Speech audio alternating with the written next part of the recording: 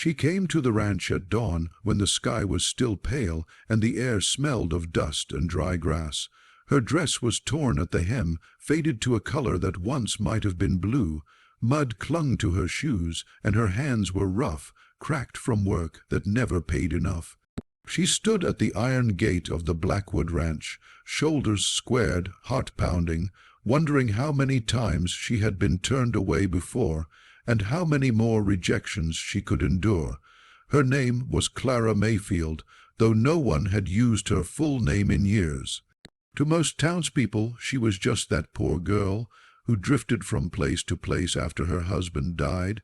Widowed at 26, childless and alone, Clara carried grief like a second spine, keeping her upright but constantly aching.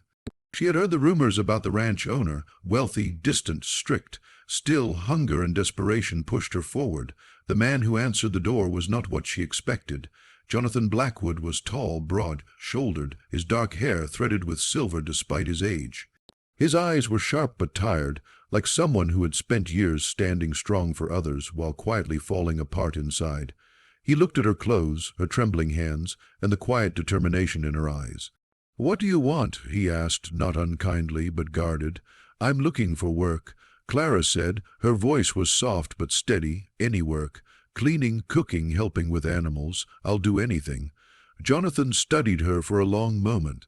He had seen dozens like her, people asking for handouts, leaving when the work got hard, but something about her stillness, the way she didn't beg or over-explain, made him pause.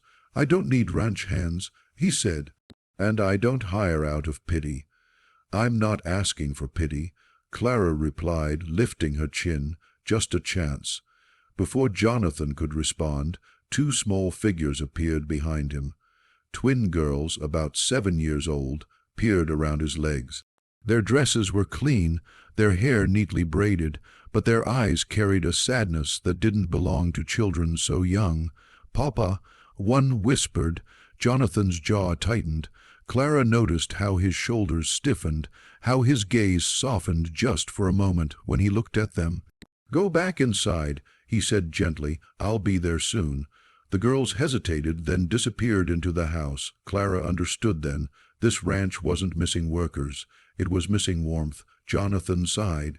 "I have 2 daughters," he said slowly. "Their mother died 3 years ago. Since then, we've gone through governesses, nannies, housekeepers. None of them stay. The girls don't speak much anymore." Clara's chest tightened. She knew that silence. Grief spoke that language fluently. "I don't just need someone to clean," Jonathan continued. "I need someone steady, someone who won't leave when things get difficult." Clara swallowed. "I know loss," she said quietly, "and I know how heavy silence can get." Jonathan looked at her again, really looked this time. "Can you read? Teach basic lessons? Sit with nightmares instead of running from them?" "Yes," she said without hesitation. "Can you love children who aren't yours?" Clara's eyes glistened, but she didn't look away.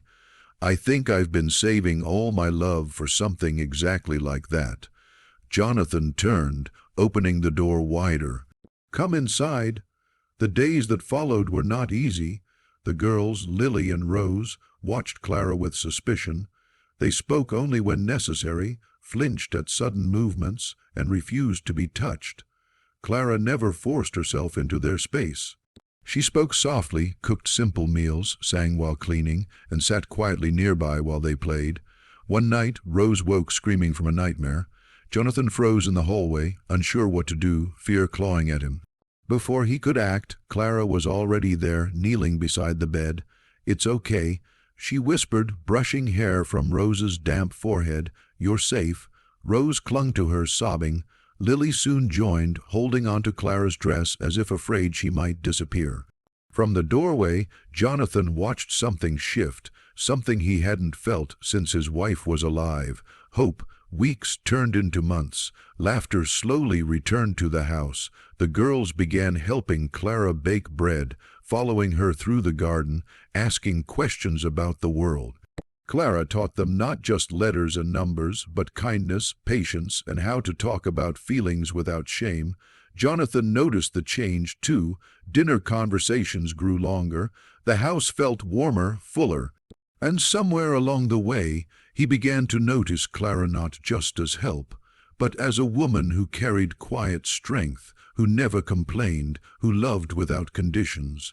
One evening, after the girls had gone to bed, Jonathan found Clara mending a torn dress by the fireplace. "You could ask for new clothes," he said. She smiled softly. "I like fixing things." "So do I," he replied. There was a pause. Then he spoke, voice low. "You've given my daughters something I couldn't." Clara looked up. "You gave them safety. I just helped them feel seen." Jonathan hesitated, then said the words that had been forming in his heart for weeks. "I didn't just hire you to work here. I hired you because my daughters needed a mother." Clara's breath caught. "And I," he continued, "didn't realize how much I needed someone like you, too." Tears slipped down Clara's cheeks, not from sadness, but from something she hadn't felt in years, belonging. "I never came here expecting this," she whispered. "I just wanted to survive." Jonathan reached for her hand gently, then stay, not as hired help, as family. Outside, the wind rustled through the fields, carrying the scent of new beginnings. Clara had arrived in rags, asking only for work. What she found was a home, 2 daughters who needed her heart, and a man who finally learned that wealth meant nothing without love. And for the first time since her life fell apart, Clara Mayfield knew she was exactly where she was meant to be.